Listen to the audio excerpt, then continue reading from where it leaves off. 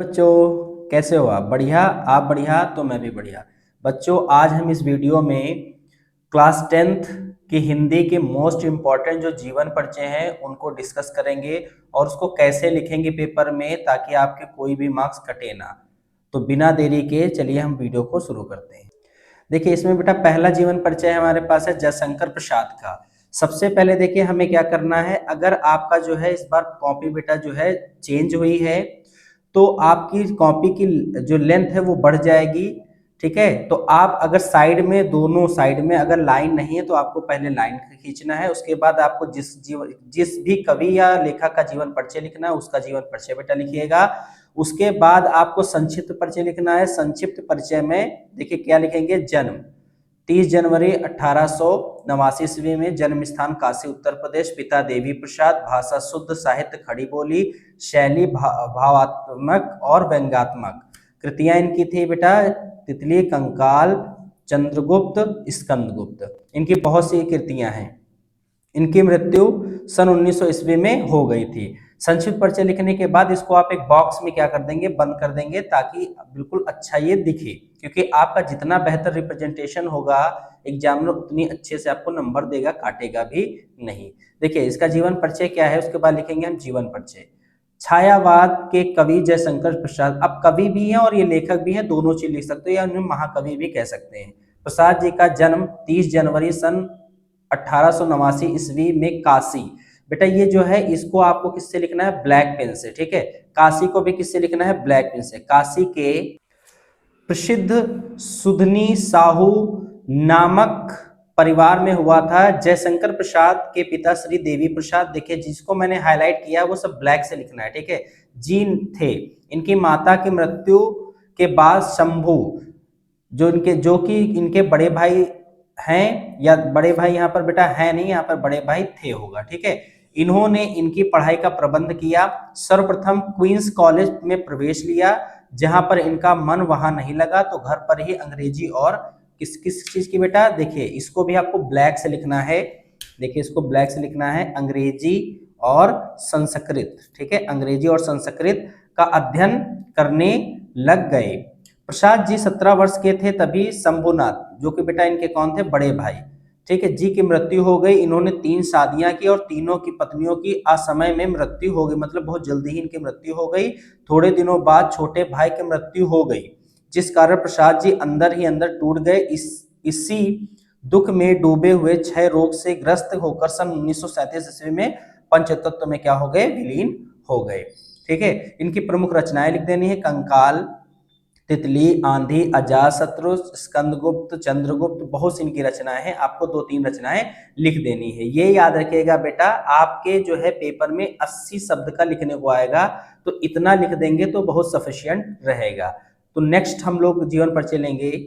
बेटा अगला जीवन परिचय है, ये भी बहुत इंपॉर्टेंट है, पद्मलाल पुन्नालाल बख्शी जी का। इसमें हम लोग भी सेम पैटर्न पे लिखेंगे। संक्षिप्त परिचय लिखेंगे। संक्षिप्त परिचय में जन्म इसका कब हुआ था बेटा, 27 मई 1894 ईस्वी में। ठीक है, जन्म स्थान खैरागढ़ जबलपुर, पिता पुन्नालाल बख्शी थे, भाषा इनकी खड़ी बोली थी, शैली भावात्मक और समीक्षात्मक थी, कृतियां इनकी पंच पात्र है ना, झलमला, प्रबंध, परिजात।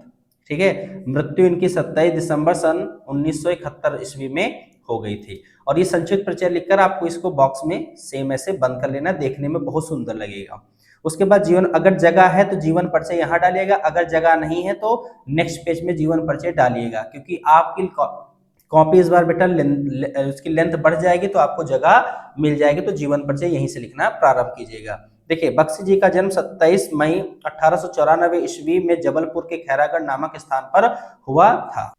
इनके पिता का नाम पुन्नालाल बख्शी तथा बाबा का नाम उमराव बख्शी साहित्य प्रेमी और कवि थे। इनके बाबा जो थे वो साहित्य के प्रेमी थे और कवि थे। इनकी माता को भी साहित्य से प्रेम था, यानी कि उनको भी साहित्य बहुत ही पसंद था। परिवार के साहित्यिक वातावरण के प्रभाव के कारण ये विद्यार्थी जीवन से ही कृतियां रचते थे। बीए पास करते ही इन्होंने सरस्वती पत्रिका में अपनी रचनाएं प्रकाशित होने लगी। बख्शी जी ने 1920 ईस्वी में है ना। 1920 ईस्वी से, देखिए इसको भी आपको हाईलाइट करना, 1920 ईस्वी से 1927 ईस्वी तक बड़ी कुशलता से सरस्वती पत्रिका का संपादन किया। किसका किया? सरस्वती पत्रिका का संपादन किया।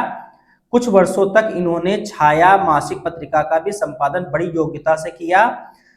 इन्हें हिंदी साहित्य सम्मेलन द्वारा साहित्य, किसके द्वारा? हिंदी साहित्य सम्मेलन द्वारा साहित्य वाचस्पति के उपाधि से अलंकृत किया गया, यानी कि पुरस्कृत किया गया। अलंकृत शब्द बहुत अच्छा लगता है, इसलिए ऐसा आप शब्द लिखें कि अच्छा भी लगे देखने में। किया गया। साहित्यिक का यह महान साधक 27 दिसंबर 1971 ईस्वी में परलोकवासी हो गया। इनकी बेटा प्रमुख रचनाएं आपको लिखनी होंगी, 2-4 रचनाएं आप लिख देंगे, आपको नंबर मिल जाएंगे।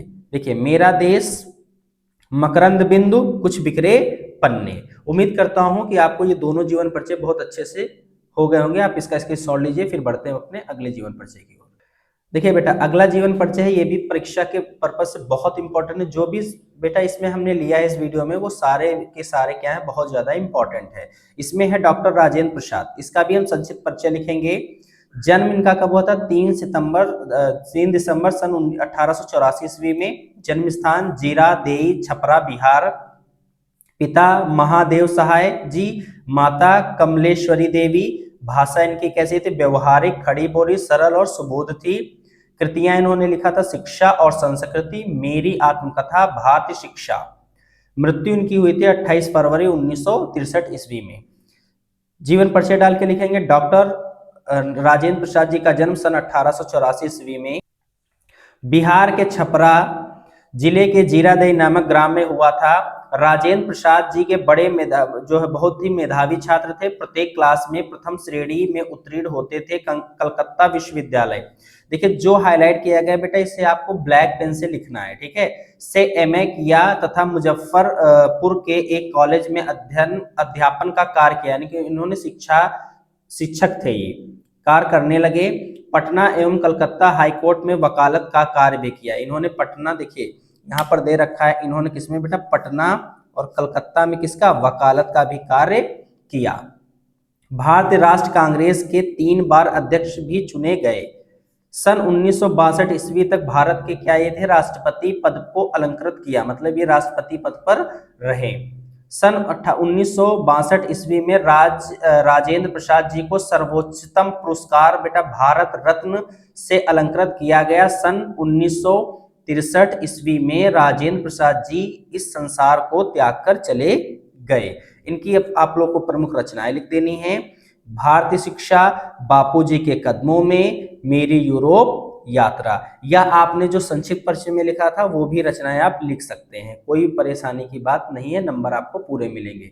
तो चलिए बढ़ते हैं हम अपने अगले जीवन परिचय की ओर। देखिए बेटा, अगला जीवन परिचय है आचार्य रामचंद्र शुक्ल जी का संक्षिप्त परिचय। देखिए इस कॉपी में अगर आप देखेंगे तो इस कॉपी में आपको गलतियां देखने को मिलेंगी, जैसे कि देखिए साइड में अंडरलाइन नहीं है, ये करना बहुत जरूरी है, ठीक है। बाकी सही बच्चे ने लिखा। और यहाँ देखिए छोटी सी मिस्टेक है, आप लोग ये ना करिएगा, यहाँ पर क्या लिखा है इन्होंने? Equal to. तो इक्वल टू नहीं होता बेटा, जन्म को इक्वल टू थोड़ा ना होता है। यहाँ पर आप डैश का प्रयोग करेंगे या तो आप बेटा कूलन का प्रयोग करेंगे, ठीक है। बाकी इसने सब सही लिखा है, राइटिंग भी अच्छी है और स्पष्ट भी लिखा है, ज्यादा काटपीट भी नहीं है। तो देखिए इनका जन्म 1884 ईस्वी में।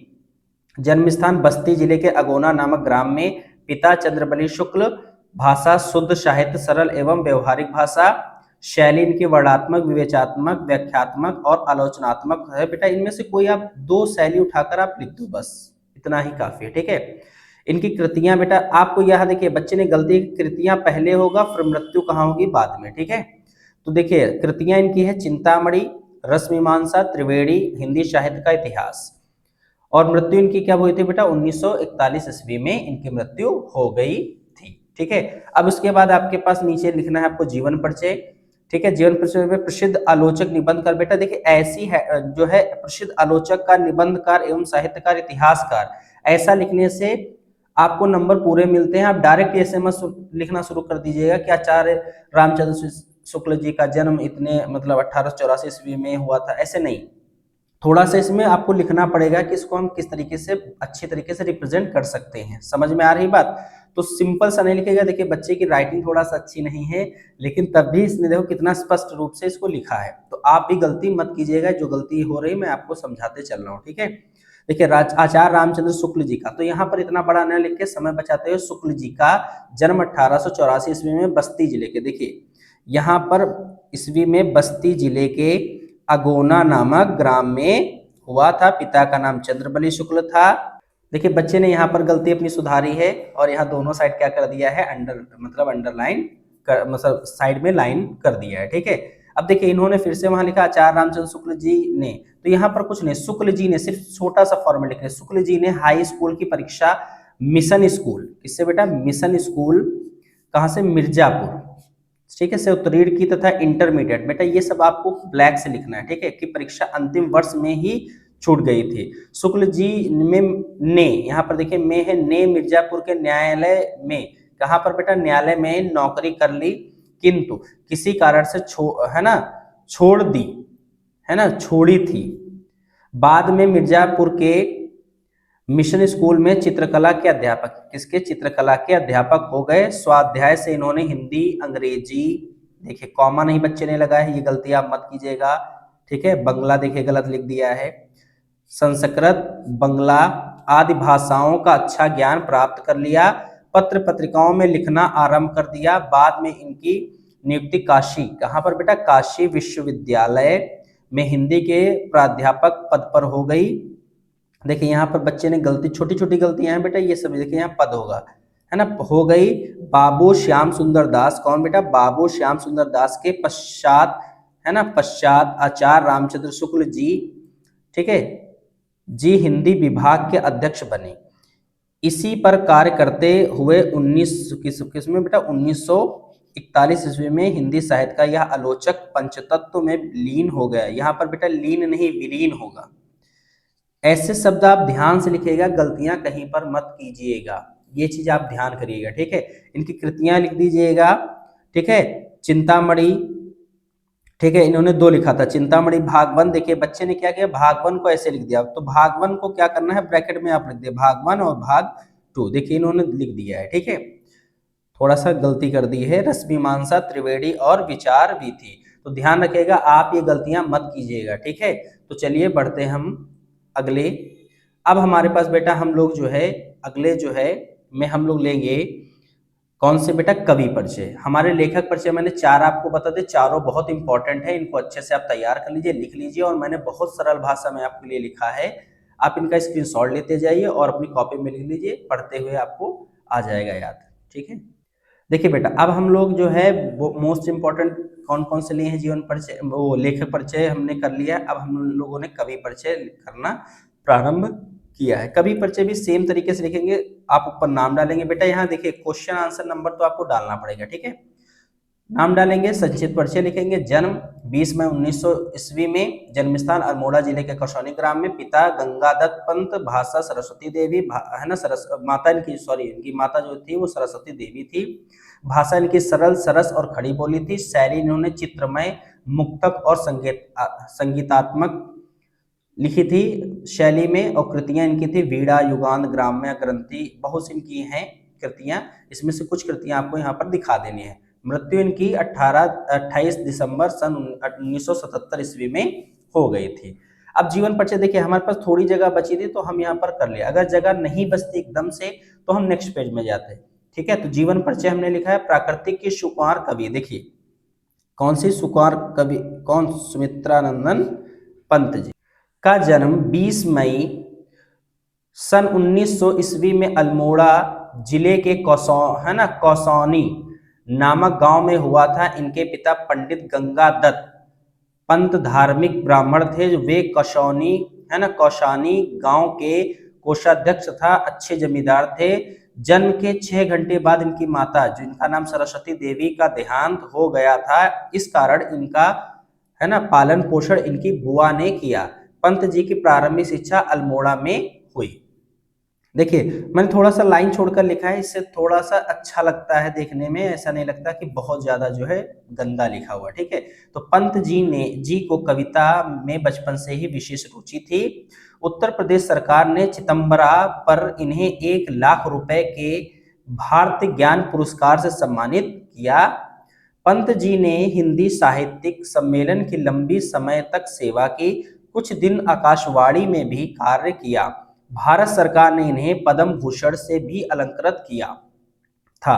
सन 1977 ईस्वी में सरस्वती माता के इस लाल का स्वर्गवास हो गया था। बेटा यहाँ पर देखिए, हम जितने भी लेखक परिचय भी लिखे, हर में क्या हमने अलग अलग तरीके से इनका स्वर्गवास हो गया, कोई जो है क्या मतलब अलग अलग तरीके से हमने इसमें आपको लिख कर दिया है। तो आप ऐसे लिखेंगे डायरेक्ट नहीं मर गए, ऐसा थोड़ा ना होता है, उनकी मृत्यु हो गई आप लिख सकते हैं, मर गए नहीं लिखना है, ठीक है। देखने में भी पढ़ने में भी अच्छा लगना चाहिए।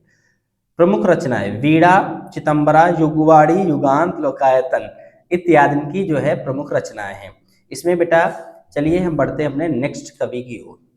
देखिए बेटा, अब यहाँ पर महादेवी वर्मा जी जो है कवि नहीं है, यहाँ पर ये काव्यत्री हैं। तो ये याद रखिएगा कि लिखते वक्त छोटी छोटी बातों का ध्यान आपको रखना है। जन्म है सेम उसी तरीके से आपको लिखना, सन 1907 ईस्वी में, जन्म स्थान फर्रुखाबाद उत्तर प्रदेश, पिता श्री गोविंद शाह वर्मा जी, माता श्री हेमरानी। उपलब्धियां बेटा मिली थी भारतीय ज्ञानपीठ पुरस्कार, मंगला प्रसाद पुरस्कार, और भी इनको पुरस्कार मिले थे, हमने दो ही यहाँ पर मेंशन किए, ठीक है। कृतियां नीरजा, रशिम, गिल्लू, शांत गीत, दीपशिखा, है ना। ये बहुत सी ऐसी इनकी रचनाएं हैं, इनमें से कुछ आप लिख के पेपर में आएंगे, आपको तब भी पूरे नंबर मिल जाएंगे। भाषा खड़ी बोली, ब्रज भाषा, इनमें से अगर आप कोई एक भी लिखते हैं तब भी आपको पूरे नंबर मिल जाएंगे। शैली इनकी थी मुक्तक चित्र प्रगति, ठीक है। मृत्यु इनकी सन 1987 ईस्वी में हो गई थी। अब देखिए हमारे पास यहाँ बेटा जगह नहीं बची थी नीचे, तो हम नीचे नहीं लिख सकते थे, तो हमें क्या करना, हमने जो है पीछे के पेज में लिखा है। देखिए बेटा, जीवन परिचय इनका हमने जो है नेक्स्ट पेज में लिखा है। आधुनिक युग की मीरा तथा वेदना की साकार मूर्ति श्री महादेवी वर्मा जी का। देखिए ये वर्ड देखिए कितना प्यारा लग रहा है, और जब एग्जामिनर की नजर ऐसे वर्ड पे जाती है उसको लगता है कि बच्चे ने बहुत अच्छे से पढ़ा है, तो आपकी छोटी छोटी गलतियां भी वो इग्नोर कर देता है। बच्चे सोचते हैं बस ऐसे लिख दो, लिखने से नंबर मिलेंगे, नहीं बेटा ये हिंदी है, आप बहुत अच्छे से लिखिए, शब्दों का चयन बहुत अच्छे से कीजिए, ठीक है। मूर्ति सुश्री महादेवी वर्मा का जन्म सन 1907 ईस्वी में फर्रुखाबाद नगर में, नगर की जगह आप जिले में, होली के दिन हुआ था। इनके पिता श्री गोविंद प्रसाद वर्मा एक अच्छे विद्वान थे। इनकी माता हेमरानी भी विवाह है ना एक अच्छी विदुषी थी। केवल 9 वर्ष की अवस्था में ही इनकी जो है विवाह बेटा रूप नारायण सिंह के साथ हो गया था। देखिए 9 वर्ष की अवस्था में इनका हो गया था विवाह, है ना। विवाह के बाद एमए तक शिक्षा प्राप्त की। संगत है ना, संगति और यहाँ पर संगीत और चित्रकला में इनकी विशेष रुचि थी। इन्हें प्रयाग महिला विद्यापीठ में प्राचार्य रही तथा उपकुलपति के पद पर भी आसीन रही। उत्तर प्रदेश सरकार ने इन्हें विधान परिषद की सदस्यता नियुक्त कर सम्मानित किया। भारत के राष्ट्रपति ने इन्हें पद्मश्री, बेटा ये आपको हाईलाइट कर, जो मैंने किया है उनको करना है आपको ब्लैक पेन से, ठीक है, की उपाधि से सुशोभित किया। पति द्वारा है ना प्रत्यक्ता होने के कारण इनका जीवन वेदनामय रहा। देखिए वेदनामय एक ही में होना चाहिए, इन्होंने अलग अलग लिख लिया है, तो कोई दिक्कत नहीं है, गंदगी नहीं है, इतना गौर एग्जामिनर नहीं देगा, ठीक है। इन्होंने चांद नामक पत्रिका का संपादन किया। देखिए यहाँ पर चांद नामक पत्रिका का भी संपादन किया। इन्हें ज्ञानपीठ पुरस्कार से भी सम्मानित किया गया। देखिए 11 सितंबर 1987 ईस्वी को महादेवी वर्मा जी का स्वर्गवास हो गया। देखिए मैंने यहाँ पर मृत्यु नहीं लिखा, मैंने लिखा स्वर्गवास हो गया, सिंपल भाषा में अगर मैंने लिखा है तब, ठीक है। आपको भी ऐसे सेम लिखकर आना है। इनकी प्रमुख कृतियां लिख देंगे। रचनाएं, कृतियों का मतलब बेटा एक ही है, ठीक है। नीरजा, रशिम, दीपशिखा, यामा, और इनकी बहुत सी कृतियां मैंने भी उसमें जो है संक्षिप्त परिचय में भी लिखवाई। कोई 2-4 लिख देंगे आप, 2-3 भी लिख देंगे तब भी आपको पूरे नंबर मिलेंगे। तो चलिए बढ़ते हम अपने अगले कवि परिचय की ओर। देखिए बेटा अगला जो है कवि परिचय हमारे पास है सूरदास जी। इनका संक्षिप्त परिचय देखिए, बच्चे ने, ये जिस बच्चे की कॉपी है देखिए उसने यहाँ पर अब की बार सही किया है कॉपी में कि दोनों साइड क्या खींच लिया है, लाइन खींच लिया, ठीक है। संक्षिप्त परिचय लिखना है, जन्म लिखना है। देखिए यहाँ पर अभी उन्होंने एक गलती नहीं सुधारी, यहाँ पर इक्वल टू अभी भी वो लगा रहे हैं, ठीक है। देखिए ये गलतियां होती हैं और ये गलतियां होनी नहीं चाहिए, ठीक है। आप डैश का यूज कर लीजिए या आप कोलन का यूज कर लीजिए, ठीक है। जन्म सन 1478 ईस्वी में, जन्म स्थान रुनकता, पिता रामदास है ना शाश्वत, ठीक है। और प्रमुख रचनाएं सूरसागर, साहित्य लहरी, सूरसावली, ठीक है, सूरसारावली। भाषा इनकी ब्रज थी। शैली मुक्तक शैली के, है ना, मुक्तक शैली थे। मृत्यु इनकी, ठीक है, खाली यहाँ पर आपको मुक्तक शैली लिखना, बाकी एक्स्ट्रा नहीं लिखना है, ठीक है। मृत्यु सन 1583 ईस्वी में इनकी मृत्यु हो गई थी। देखिए संवत वगैरह मत लिखिएगा, डायरेक्ट आप जो है यहाँ पर अगर याद नहीं आ रहा है इनका जो है सन, जन्म और मृत्यु, तो संवत में आप लिख सकते हैं, ठीक है। बाकी आप परफेक्ट लिख लीजिए जो लिखा गया है, ठीक है। जीवन परिचय, महाकवि सूरदास जी का जन्म, है ना, रुनकता, कहाँ पर, रुनकता नामक ग्राम में सन 1478 ईस्वी में पंडित राम, है ना, रामदास के घर में हुआ था। पंडित रामदास शाश्वत ब्राह्मण थे। कुछ विद्वान सीही, है ना, कुछ विद्वान बताते सीही नामक स्थान को सूरदास जी का जन्मस्थल मानते हैं। देखिए सूरदास जी का है ना जन्मांध थे, ये जन्म से बेटा अंधे थे या नहीं, इस संबंध में भी अनेक जो है मत हैं। ऐसा नहीं कि जन्म से अंधे थे, कोई कंफर्म नहीं है, ठीक है। तो यहाँ पर कुछ जो है जन्मांध ये थे या नहीं थे, इस संबंध में भी अनेक मत हैं लोगों के। कुछ लोगों का कहना है कि बाल मनोवृत्तियों एवं मानव स्वभाव का जैसा सूक्ष्म और सुंदर वर्णन सूरदास ने किया है, वैसा कोई जन्मांध व्यक्ति कर ही नहीं सकता। इसलिए ऐसा प्रतीत होता है कि वे संभवतः बाद में अंधे हुए होंगे, ठीक है। देखिए यहाँ पर लिखने के बाद थोड़ा सा एक लाइन छोड़कर लिखी गई ताकि थोड़ा सा बेहतर लगे देखने में, ठीक है। सूरदास जी श्री है ना बल्लभाचार्य, देखिए याद रखिए सूरदास जी किसके शिष्य थे, श्री बल्लभाचार्य जी के शिष्य थे, ठीक है।